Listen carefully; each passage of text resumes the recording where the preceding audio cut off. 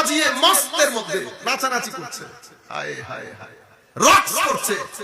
এরপরে তাদের ইথিওপিয়ান ভাষায় কিছু একটা বলতেছে, আর তারা হায় হায় হায়। আমার নবীর এই সাহাবীরা ইথিওপিয়া থেকে নিজেদের সংস্কৃতি কালচারাল কিছু ইনস্ট্রুমেন্ট ছিল, তাদের ইনস্ট্রুমেন্ট আমাদেরও যেরকম গ্রামীণ কিছু বাদ্যযন্ত্র আছে না, এরকম কিছু ইনস্ট্রুমেন্ট নিয়ে তারা মদিনা শরীফ আসতেন। মদিনা শরীফ এসে মসজিদে নববীর দুয়ারের মধ্যে তারা এগুলা বাজাইতো, ওয়ায়ার কুসুন, এগুলা বাজাই বাজাই তারা হেলে, আমরা বলি না নাচ করতো, আমি নাচ শব্দটা ব্যবহার করছি না, রক্স করতো। আমরা কাওয়ালির মধ্যে রক্স করি না, রক্স করতো। এখন অনেকে আমাদের বাড়ি হয়ে যাচ্ছে না জিনিসগুলা, না জানার কারণে আমরা অনেক কিছু করি। হিউম্যান নেচার আপনি অস্বীকার করতে পারবেন।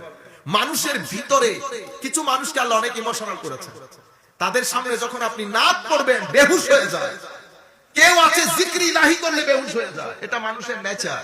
সাহাবায়ে কেরাম কি করছেন, ইয়ারকুসুন, তারা নিজেদের বাদ্যযন্ত্র বাজিয়ে মস্তের মধ্যে নাচানাচি করছে, হায় হায় হায়, রক্স করছে। এরপরে তাদের ইথিওপিয়ান ভাষায় কিছু একটা বলতেছে, আর তারা হায় হায় হায়। আমার নবী বলছেন, তখন আমার নবী, অন্য হাদিসের মধ্যে এসেছে, আমার নবী দেখছেন এই আওয়াজ কোত্থেকে আসে। হযরতে আয়েশা সিদ্দিকা রাদিয়াল্লাহু তাআলা আনহা বলছেন, আমরা ঘরের দরজা ফাঁকা করে দেখছি, আমি আমার নবীর পেছনে কাঁধে হাত দিয়ে আমিও দেখছি, আমার নবীও দেখছেন। নবী কিছুক্ষণ পরে বললেন, আয়েশা আর দেখবানি? হযরত আয়েশা বলতেছেন, আমি আরো একটু দেখবো।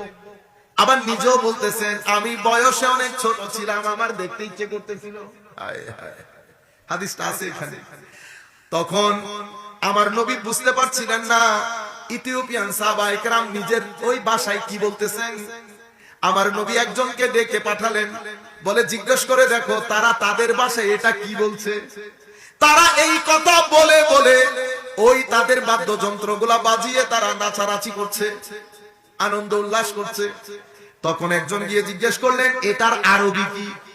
তো বলা হলো তারা তাদের জবানে বলছেন, মুহাম্মাদুন আবদুন সালেহ, মুহাম্মদ সাল্লাল্লাহু আলাইহি ওয়াসাল্লাম বড় ভালো মানুষ।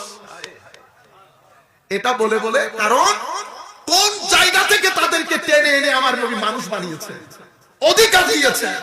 বেলাল রাদিয়াল্লাহু তাআলা আনহুর মতো ব্যক্তি, যার উপর অত্যাচারের স্টিম রুলার, সেই বেলালকে আমার নবী আমার নবীর মুয়াজ্জিন বানিয়েছে। কুল কায়নাতের জন্য আজকে আমার নবীর মুয়াজ্জিন হযরত